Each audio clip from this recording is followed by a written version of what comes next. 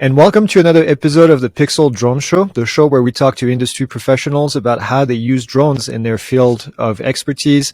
Today, we're really excited because we have a drone manufacturer, and you may have heard of them, Paladin. We have Divy Shrivastava with us, who's the founder of Paladin. They have a purpose-built drone, and we'll talk about all the detail because it's pretty cool. It's not something that we've really ever discussed before in the show. So before we get started, Divy, welcome to the show. Yeah, Greg, thanks for having me. This is super exciting. The setup is very professional. Very excited to be here and talk drones. Well, we're really excited too. We met in Texas a couple of weeks ago. Actually, I saw your booth, and then we met afterwards at one of the party. And it's to me, it's exciting because you guys are doing something slightly different. So I can't wait to hear more. But you started Paladin back in 2018. Can you tell us before that how you got to that point and what gets you into drones? Yeah, great question. So just as an overview, at Paladin, we deploy autonomous drones to 911 calls. And happy to go into details for that later. But this company and this idea started when I was in high school. It was 2016, and I just finished high school, was about to head off to college when my friend's house burnt down. And I grew up in this really tight-knit Indian immigrant community in Lewis Center, Ohio. And this fire had a massive impact on me and everybody I knew. So I started talking to my local fire chief, Chief Noble, and he told me that a fire doubles in size every 30 seconds. He also told me first responders never have, and he also told me that first responders never have enough information when they arrive on scene. And that just blew my mind. But I started thinking about it, and when I went off to college, I talked to more and more firefighters, and that same problem kept coming up, this lack of situational awareness. So after looking into it, talking to more people, I realized that when someone calls 911, they're already panicking. Yeah.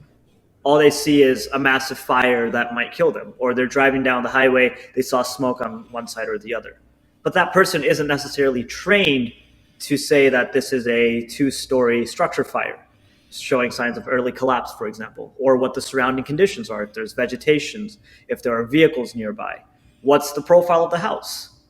It's no one's fault. It's just the way it is. And after talking to more and more firefighters, I was studying engineering at that time, and I knew how to fly drones a little bit and figured maybe there's something I can do to help. So that's where the idea really came about, where if you don't have information, what if you could? And drones were just taking off. I had this, I think I'd gotten the Phantom 3 Advanced or something like that just to play around with, but started building something on top of that. And one thing led to another, and now we've been responding to thousands of calls, helping first responders every single day. That's awesome. That's really awesome. So I spent some considerable time in Silicon Valley. I'm familiar with Crunchbase. So when I was doing a little research, I saw it pop up and noticed that you raised a seed round. Congratulations. How have you put that to use? And are you going to seek more funding in the future? Do you plan to expand a lot more? Yeah, so we had raised a pre-seed round early 2019, led by some great investors. And most of that money was to be used to build this platform for 911 calls. For those who don't know, this drone industry is very regulated, and there are a lot of safety procedures, rightly so, that need to be mitigated or need to have solutions for. So that entire round has been used to work very closely with the FAA, work very closely with some select clients, and build a system that actually hopefully does what they need it to do, which is give situational awareness. And today, we're live in several cities. We're onboarding several more today. We've had some really great wins with the FAA, making sure to getting waivers, making sure that we have waivers to conduct these operations safely. And we're very excited to see what really these next couple of months look like, because we're about to start deploying over several cities. And we've gotten, everything is a step-by-step process. There are a lot of waivers that need to come into place. There are a lot of meetings with decision makers. But this is what I think is going to be a huge part of the future of first response. And we're very excited to be a part of that. It sounds like you're growing fast. And my question would be, my next follow-up question, how many employees do you have right now? The team right now is 10 people, and we're a mix of engineers and first responders. the reason we've built this in the first place is we know this technology will save lives. And it's really exciting to be able to bring on more and more team members who are motivated for that exact same mission. What started as, just really a college project is now hopefully turning into a company and a product that will help first responders save lives. That's I awesome. think it's already an awesome story, and we're just at the beginning of this interview, so I can't wait until we start digging deeper and learning more about this. How many different drone models do you guys currently produce? So, great question. When we started as a company, we didn't make drones. We made pure software to make these drones autonomous for the purpose of still sending it to 911 calls. And we used a lot of great drones that are available today. But they just weren't getting the job done, especially when we were trying to send these drones beyond visual line of sight. We would be losing connection and had to essentially re-architect the entire system. So we started really in 2021 working on our new platform, which we've released a couple months ago, called Nighthawk. And there is only one drone. It's one frame, and its main purpose is to be this repeatable system that can be sent to 911 calls. It's just one drone, has about a 55-minute battery life, has our own autonomous communication and range, and we routinely fly this beyond visual line of sight in our cities that we've gotten waivers in. And it's the start of what we're hoping is going to be a great platform for everyone to use. So speaking of the drone, what kind of payload are you using under? Do you have, I'm assuming thermal, probably, obviously RGB as well, and anything else that you can use out there to help first responders? Yeah, we actually have a customizable payload. It just depends on what a city needs. So standard, our drone will come with a 10x optical zoom camera. This is used daily, going to responses in the daylight.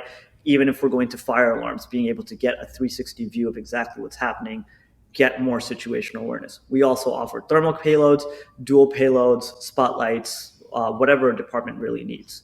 Our recommended payload is usually a dual payload with thermal and optical zoom. And we have several different models, but the one we recommend is usually a 640p thermal camera paired with either 20 or 30 times optical zoom, 1080 or 4K camera. And you say 55 minutes of flight time. What's the size of this drone? I mean, I know I've seen it, but I want you to tell people how big it looks. I'll be honest, I don't have the exact measurements off the top of my head, but if you're, it's less than a yard by a yard. It's in the same class as some other heavy lift drones. Yeah, it's a heavy lift. Yeah. I've heard you mention the word autonomous drones and autonomy a couple of times now. Can you explain to us what the importance of autonomy is when it comes to drones that help in first responder type situations? Yeah, I think a lot of firefighters and police officers have been seeing the benefits of drones. They've either been getting budgets from departments to buy smaller drones and starting using them, or they just buy them themselves because they see the benefit. And today's model is usually around firefighters or officers arrive on scene. If they are pilots, they have their units with them. And after arriving on scene, they can use that drone to gain additional information. And this is a model that is working really, really well.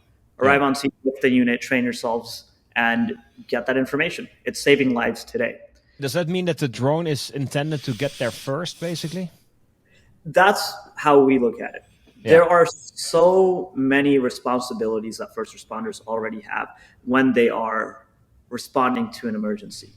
And our goal is to make it as easy for them as possible to gain that information they need without necessarily needing to control an entire drone, because it's not the easiest thing. You guys have a phenomenal program for training people, and that's helping push the envelope. Not every department, unfortunately, can do that. And autonomy for us is more of a safety precaution. If we're able to say, hey, with the touch of one button, literally touching one button on a laptop, you can get a drone on scene in 90 seconds or less with full control of it should you need to take over manually. That takes a lot of the operational things out of the picture. It makes it simpler to fly drones. Now, our goal is, instead of having a drone that's taking off after first responders arrive on scene, this is a resource that's stationed at a fire station, central point in the city. And instead of waiting for first responders, this should be a unit that just goes to the scene almost immediately. Yeah. I also think I heard you say that there was a platform for everyone to use. Do you mean like your platform being the software platform as well as the drone as a package for every city to potentially use? Or do you mean other drones might be able to use that same platform, like existing drones that might already be out there in the hands of fire departments, for instance?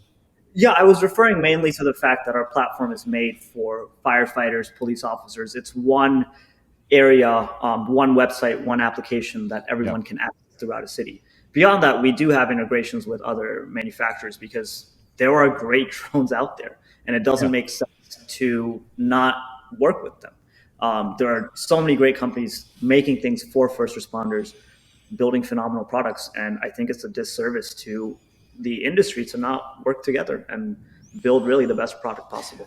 I agree, and I think what we've heard in our conversations with people that work as first responders is that a lot of times their budgets are limited. So if they've already invested in certain hardware, it would be smart, I guess, to be able to use that.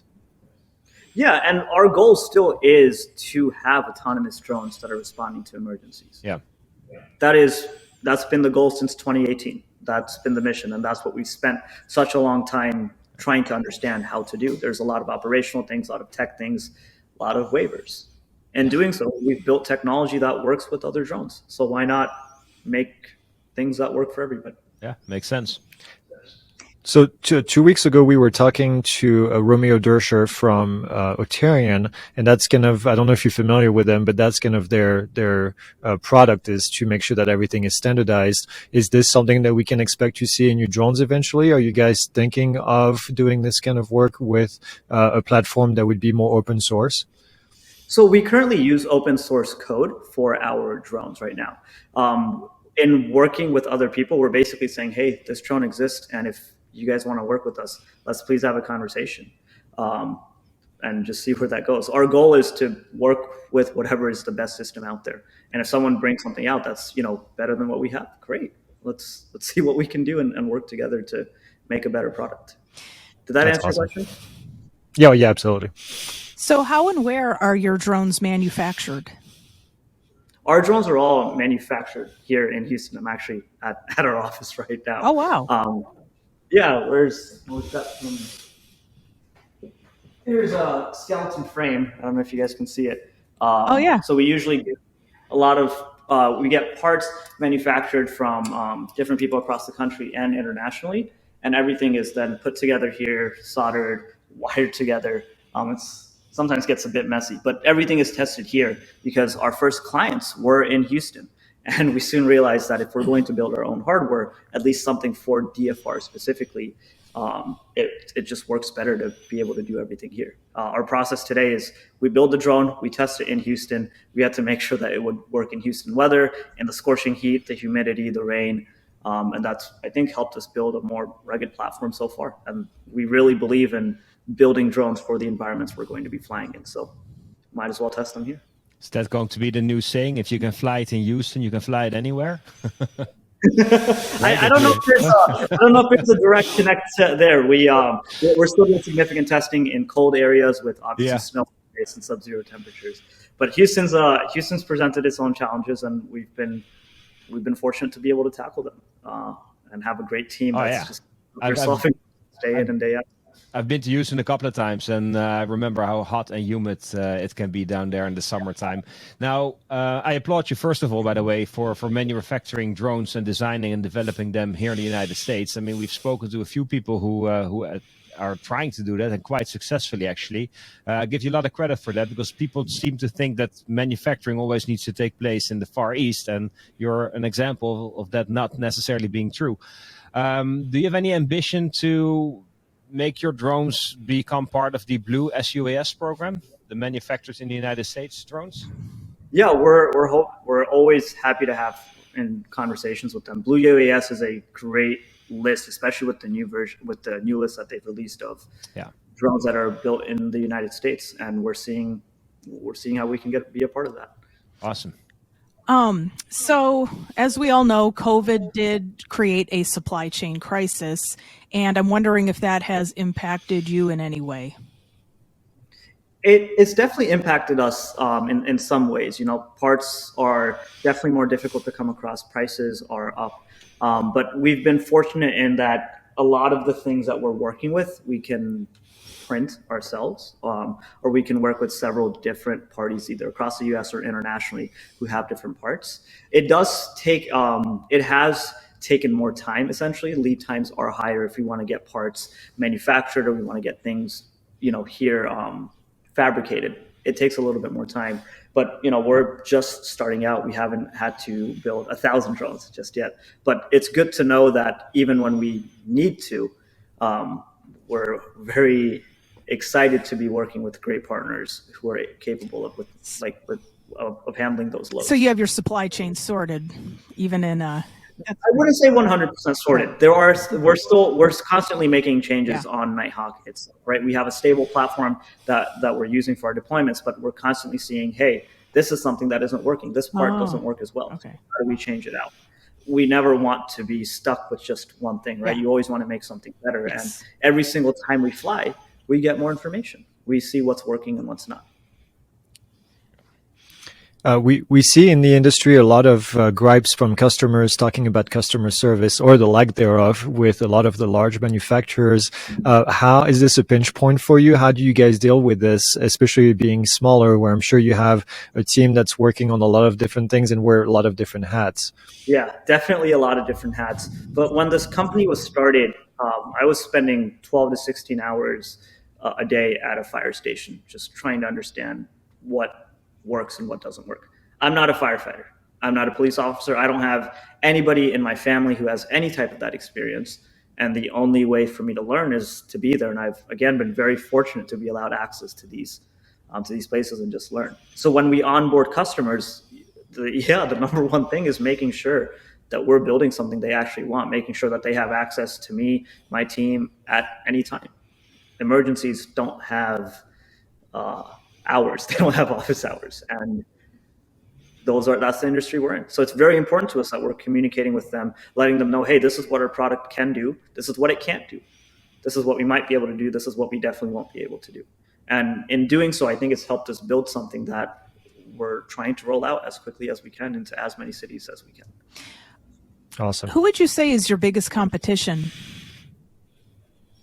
Our biggest competition is every other drone company out there. I think everybody in this industry is trying to build a product that everyone can use. Mm-hmm. And there are companies who are very successful about it already. We're just trying to build something for 911 calls. So that's our very specific niche. That's what we've been doing since 2018, and that's what we're going to keep doing. And there are other companies who are now coming out with similar products. Mm-hmm. And we're excited to see them occurring because that just means there's more need and there's more demand for DFR. Competition is always good because that means that you're onto something.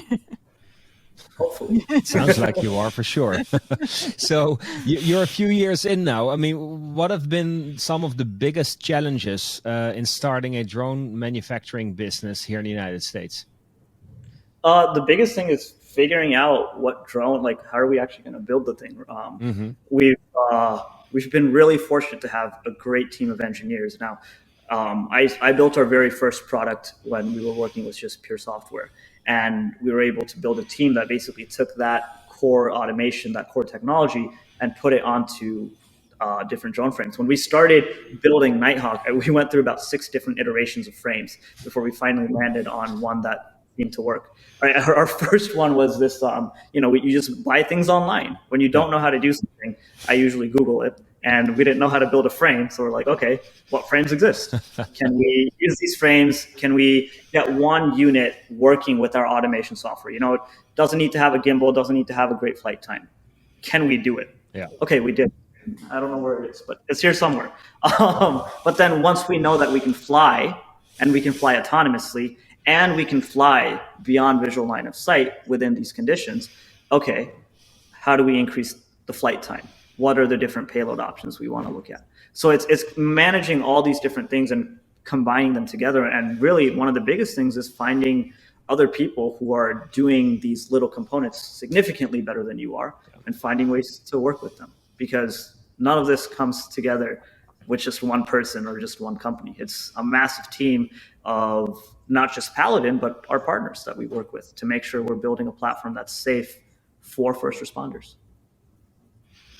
Now, I have a personal question because this is of interest to me. You are an engineer by trade. This is what you went to school for, and you obviously created this amazing platform. Now you're kind of, I'm not going to say forced into a business leader position, but you're a business owner, and then you also have to run the business on top of designing the drone. How has this journey been for you? Because I know I've done the same thing personally, and I'm always interested to hear, how did that go? Was that something that was easy to catch up for you, or was that something that was pretty challenging because of your base training as an engineer? Yeah, well, I wouldn't even consider myself an engineer. I went to college I was in Berkeley engineering for 3 semesters, and I dropped out to start Paladin because literally every single semester we had some massive fire or some death nearby in the Bay Area. My second semester on campus, one of our churches burnt down. And there's smog everywhere. It took a really long time, and they did actually use a drone to help combat it, but that happened after an hour into the fire. Again, no one's fault. It's just no one had even thought of doing it in a different way. So I wouldn't consider myself an engineer, but in terms of starting this business, it's always been about building a product. Can we build something that works, right, for everybody? And over time, I've been fortunate to be just working with some of the best teammates I could have asked for. Our software leads, our growth leads, like Maxwell, he's my software lead. He's built Nighthawk from the ground up. I was like, hey, can you do this? He said, I don't know. It's like, all right, let's try it. Let's try to do something. And we got it working. And it's a lot of the pressures of starting a business are always there, right? Like, you're running a business, you want to make sure you're building a product, you want to make sure you have customers, you want to make sure these things are going on. And all of that is helped when you have a great team. And when I was starting off, for the longest time, it was just me.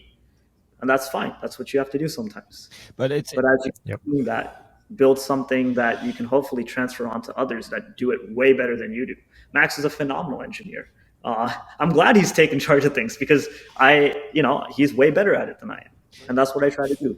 It sounds like you left college because you started to understand how important your idea might be and how it might help to save lives. Is that correct? Like, you left after 3 semesters?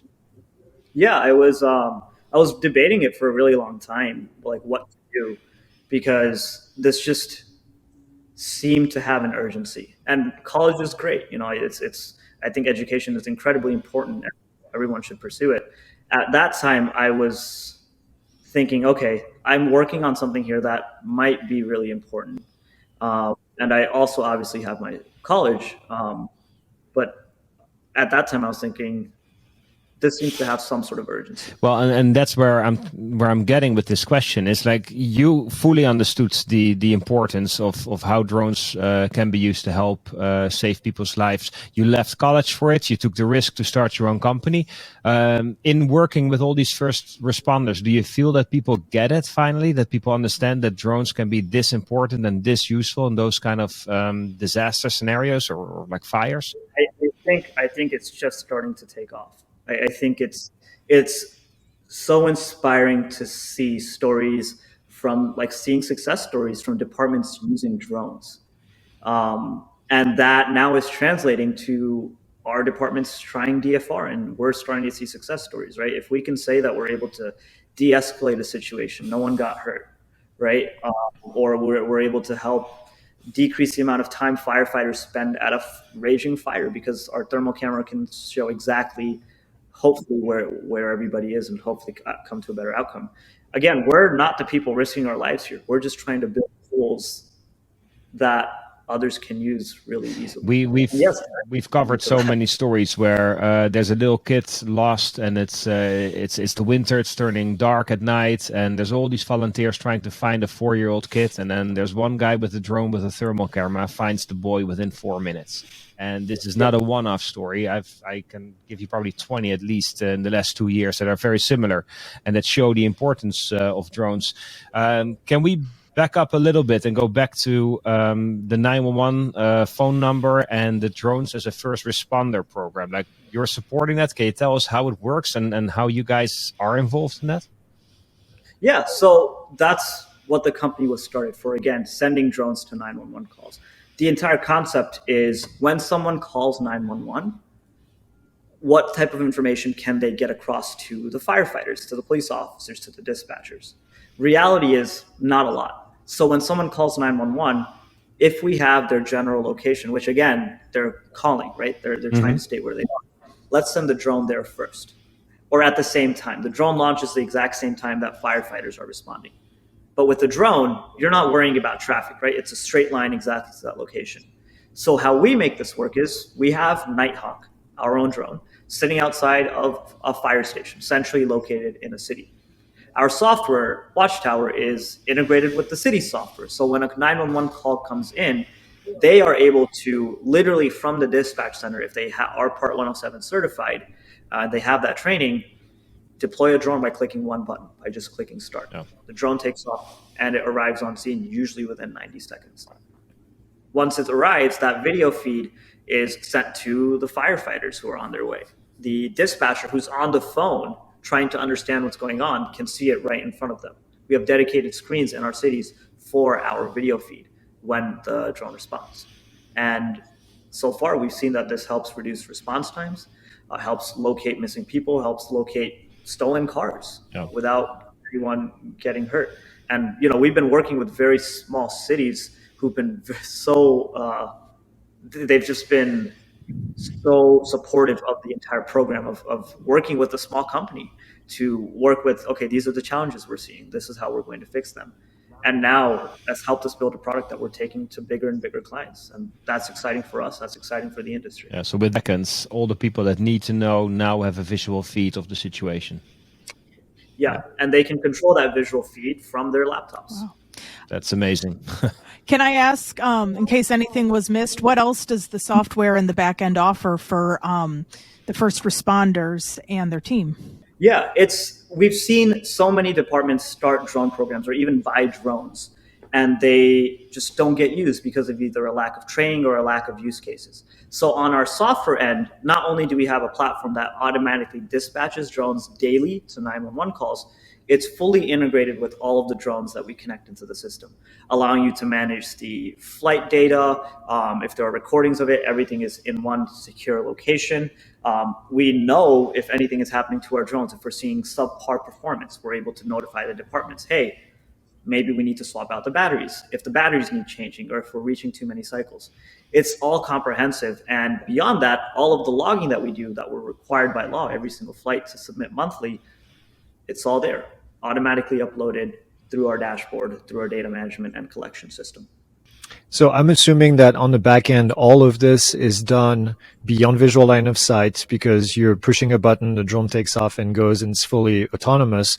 What does that look like for your customers to get approval from the FAA to do this? Because we know that it's not an easy thing at the moment with the current regulation. Yeah, beyond visual line of sight is something that's absolutely necessary for DFR to succeed.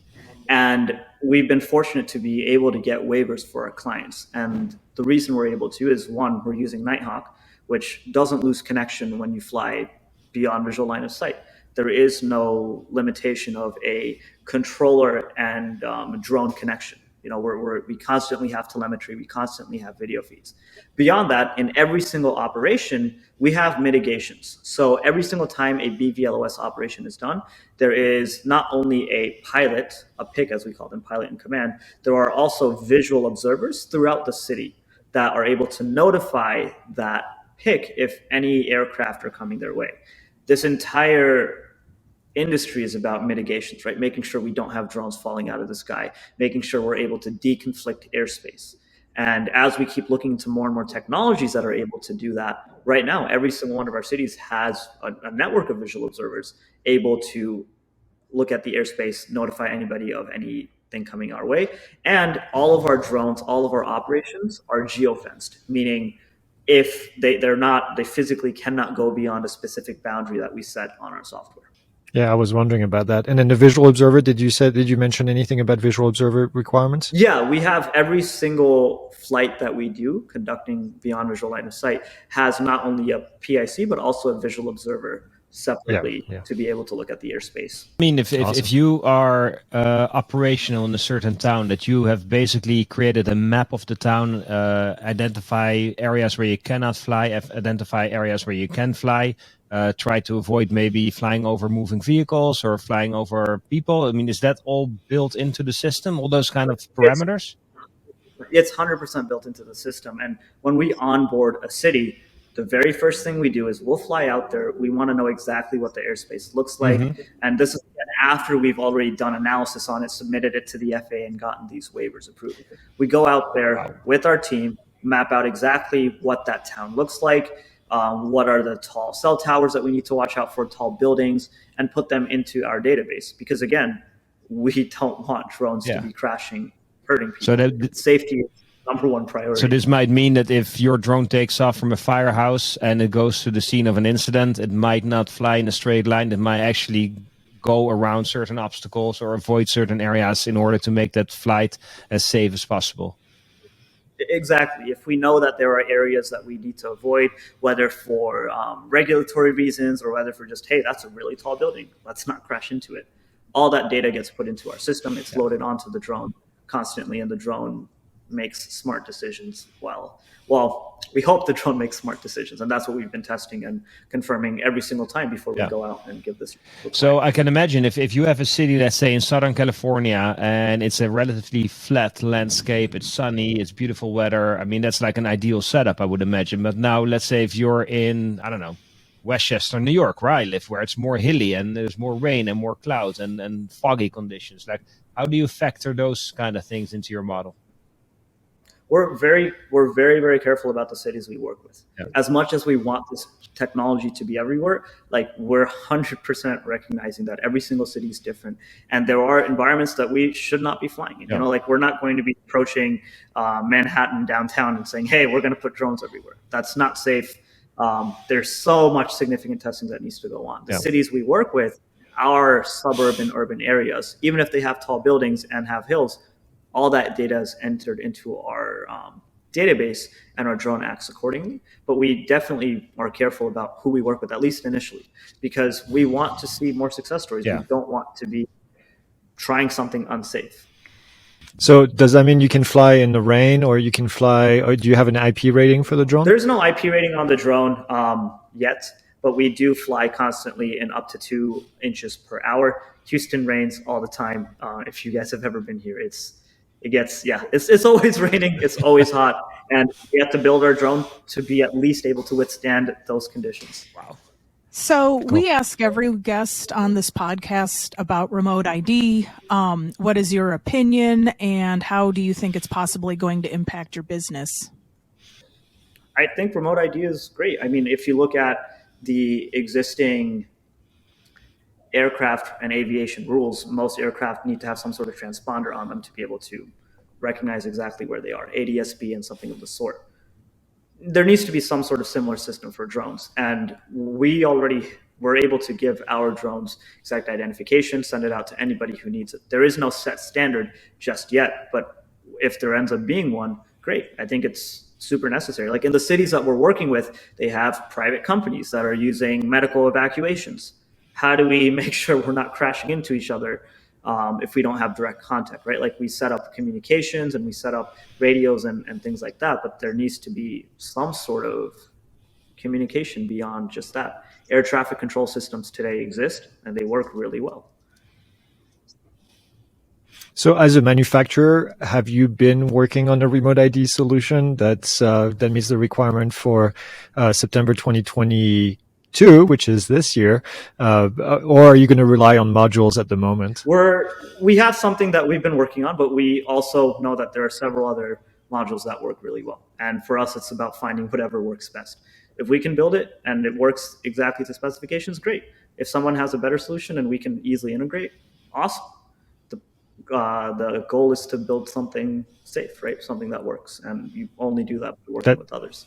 That's good to hear, actually. You're the first manufacturer that I'm talking to that's actually doing something. It feels like about remote ID. So that's interesting. Well, it was before remote ID was a thing. When we were starting some pilots in Ohio, we had a medevac company, and they're like, "Well, listen, we've got a helicopter pad right there.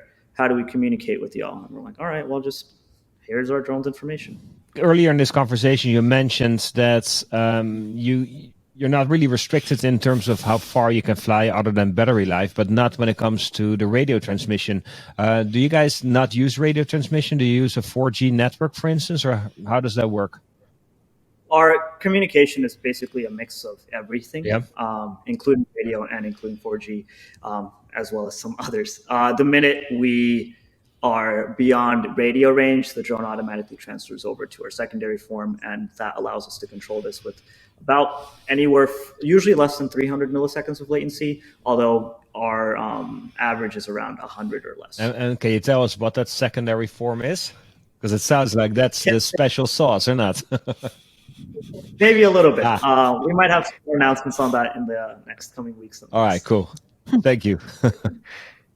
So today, we talk. Sorry.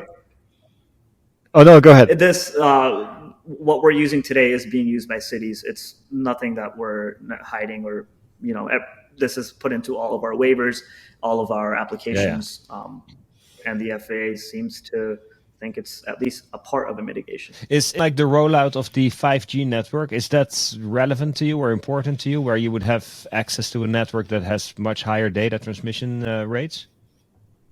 Potentially, I figured. All right, cool. And you guys are using obviously this kind of tech because you're in an urban environment or a semi-urban environment. We talked to North Dakota testing site a couple of weeks ago, and they're developing this BVLOS network that would be able to provide, especially for flying the drone in itself, having their own towers and having their own network on the ground to help with that. Is this something that that would be helpful for you, or would you just prefer using existing technology, and because you're not in a very rural environment, it works for you? I'd love to talk to them if you can get me in an email conversation and understand what they're building, because that sounds pretty. You bet. Our system today is built for urban and suburban areas.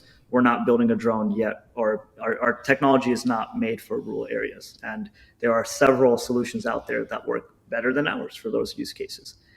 So if North Dakota has something they're working on, I'd love to see how we could work together. Yeah, we'll put you in touch with Trevor. I've been flying the Mavic 3 and the new Autel drones a lot, and I've seen a trend, and both take several minutes. I'm talking about 5 or 6 minutes the first time you fire them up to get about 12 satellites connected so that GPS is activated. Do you see this problem at all on your end? Is it just... Yeah, not to 5 to 6 minutes, but our first cold start, if you will, does take a couple minutes for that GPS to lock on. We're already working on a solution. Oh, that's interesting. Can you share what solution, or no? Until we release it, I don't know what it's going to look like. So when we release it, I'm happy to talk more about it. But we know that it's a massive issue. All right. Something like that. Well, it's a known problem, right? With DJI, Autel both build phenomenal drones, and I'd say they build some of the best drones. Oh, absolutely. There's a reason firefighters, police officers use them. They're great for their specific. I have a feeling that with your passion, you might get to a solution before DJI actually fixes it. Well, we're here to learn, or we're here to teach, one way or the other. So looking at your business and looking at the next 12 months, or let's say maybe 2 years, what would you need to be able to grow as fast as you think you should be able to grow? Like what's the biggest thing that would allow you to, I don't know, jump forward, if you will? Unlimited money. Is money a restricting factor? I mean, I know it is for me, but I mean, the biggest thing is always the budgets of the departments we're working with. Again, we've been fortunate to be working with departments that have very successful UAV programs, and they have budgets, and they are believers in this technology, early adopters in it.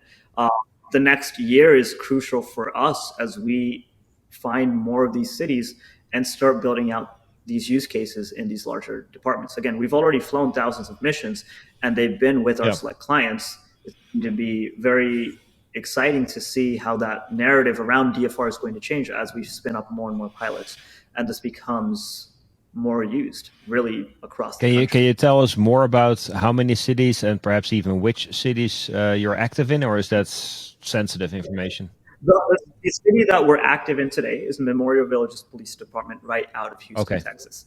We've been working with them ever since 2019, and they've been a great, they've just been an absolute amazing department to work with.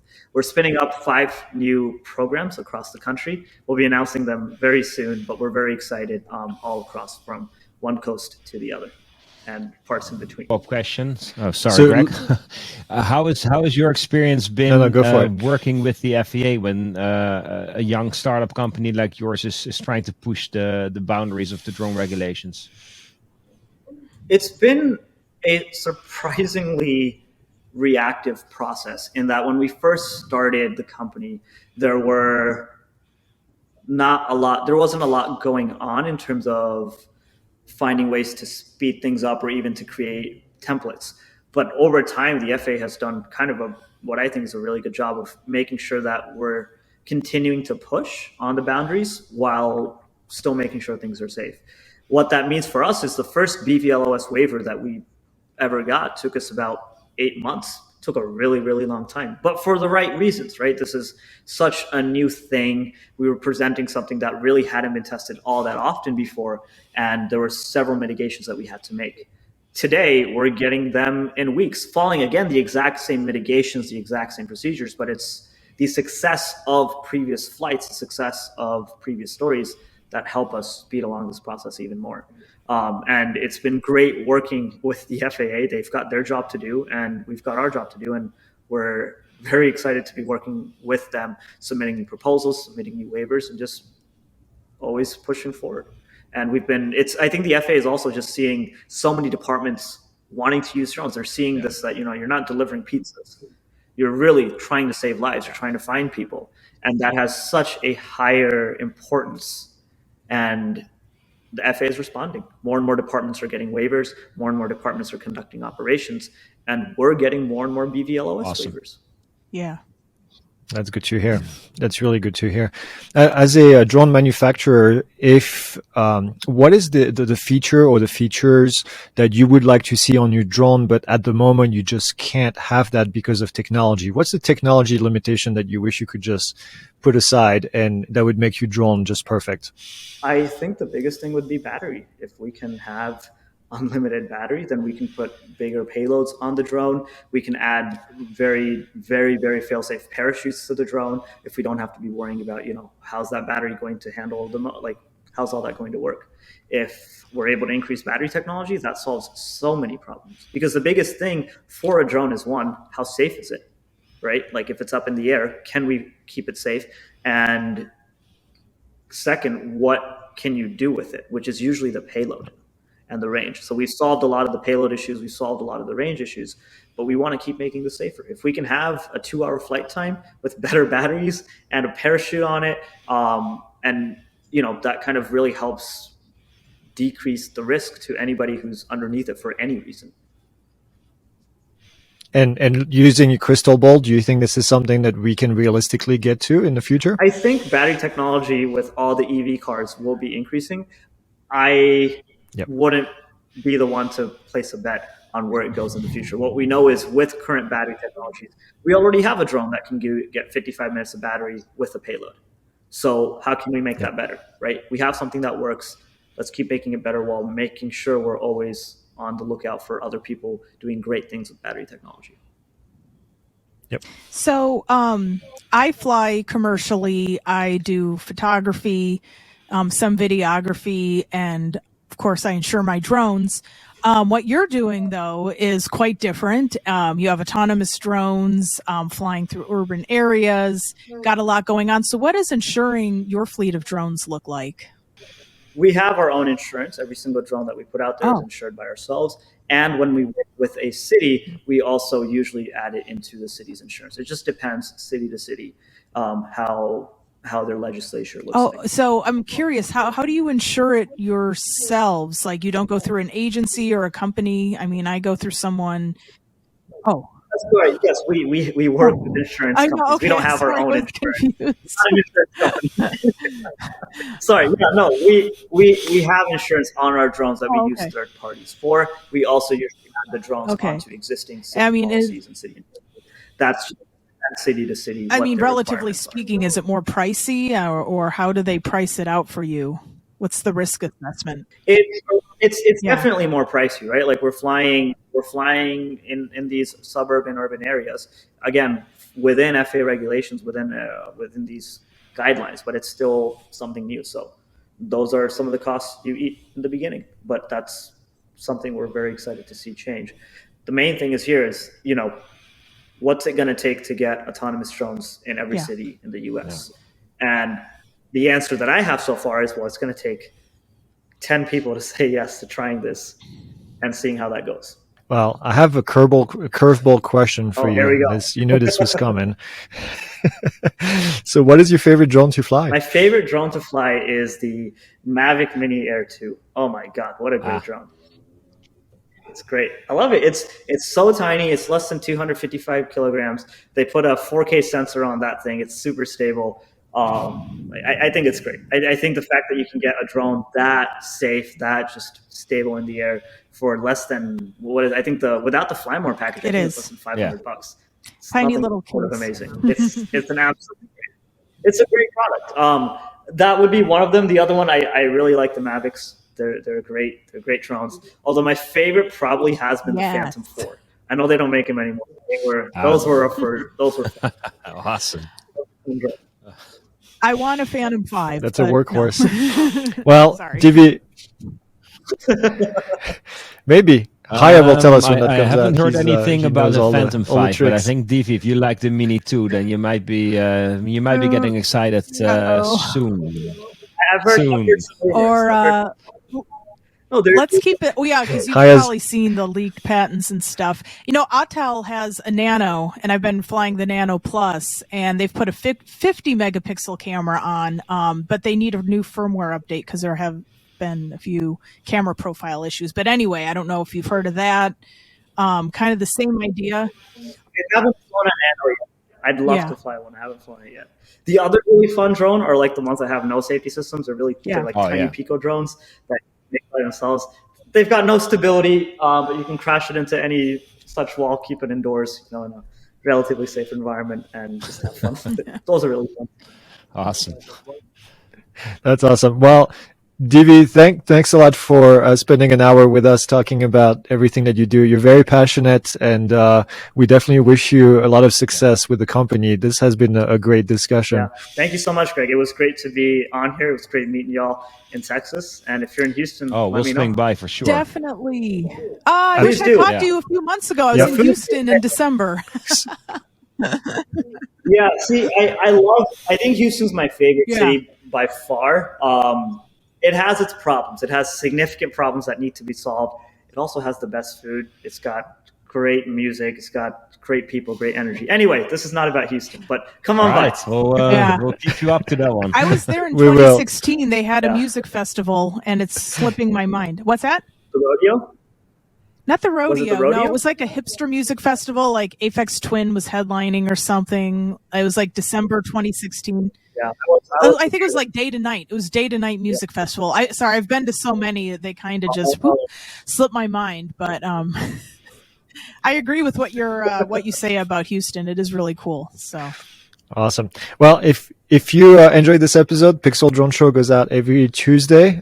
We can be found on YouTube. We can also be found on any of the podcast platforms that you use. And make sure that you leave your comments down in the YouTube video. And then we'll see you next Tuesday for another episode. Awesome.